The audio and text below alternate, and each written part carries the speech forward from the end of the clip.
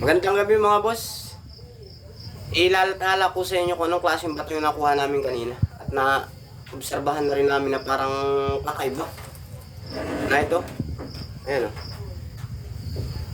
Oh. Mukha siyang shell. Ayan o. Tsaka mga boss, nung kinuhaan ko ng kaunting piraso niya dito, parang lumitik kayo kung saan napabangga ito. Pagkagat kong ganun, siguro kasi laki lang ng palito ng pusporo, ganun. Mga sinlaki ng butil ng bigas. Pagkagat ko, para lamang, sinlambot ng Max na candy. Ganun. Ang angas. Parang kakaiba. Mga boss, pakalat naman po. Baka, baka may halaga ito. Parang duda ko, parang perlas talaga ito dahil inobserbahan namin kanina. Tsaka pag tinanlawan mo siya, dito, tinanlawan mo, tagus talaga. Tagus sa tagus. Magtataka ka, ang kapal na bato niya, no? 12 cm yan. Pero pag tinanlawan mo siya, tagusan. Parital, patayin mo ang ilaw.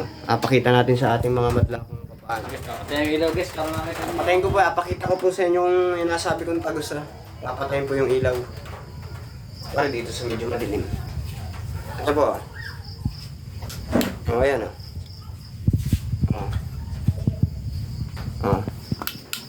Ayan o. Ayan po, tagus na tagus yan ha. Harap nagakintabon sa lubatik. Ano? Tsaka pag tatanlawan mo siya ng ganyan, may kumikinaw. Ayan o, nag-i-spark. Ayan o, kung makikita nyo dyan, kita sa camera pare. Hindi.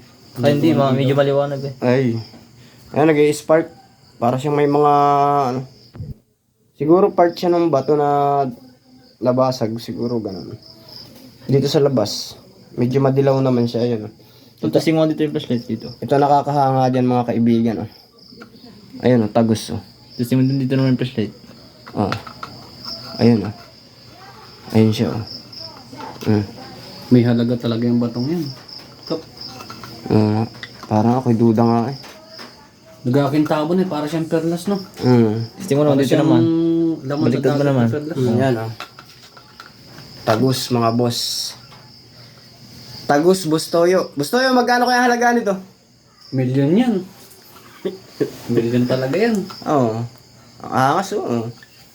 Maganda yan. Pag dito, Perlas talaga, no? pag dito mo tatanlawan, no? Tamo? Ayan o. Oo. Nagakinangan guys dun sa loob yung parang ano niya. Tagus siya, tagus. Nagakinangan. Tagus na tagus o. Ayan mga boss o.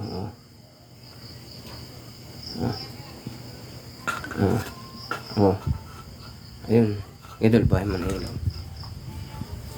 Ang angas nito. Pasado ito. Mga boss, siguro naman nakita nyo kung paano namin inobserbahan ito. Medyo kakaiba. Baka naman po pwedeng pakalat. Baka makarating sa Jessica Soro. kahit naman sa Jessica Suwe. Baka lang. Kakaiba eh. Parang napaka-misteryoso. Makintab guys talaga, makintab. Napakakintab. Yun oh. Nagakinangan guys oh. Nagakinangan siya.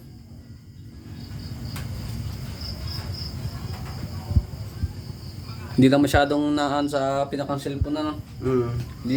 Tapos pag tatanlawan mo naman siya dito sa ganyang site. Yan sa ganyang site, puting-puti. Ayan oh. Kita nyo puting-puti yan. Hindi masyado dito pare sa may kulay itim.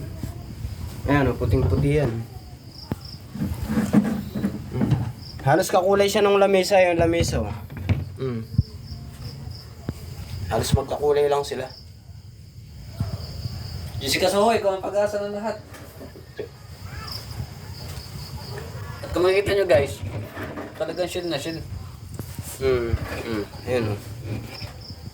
Shell talaga siya o. Baak-baak nga Kasi lang. kakintaban guys oh.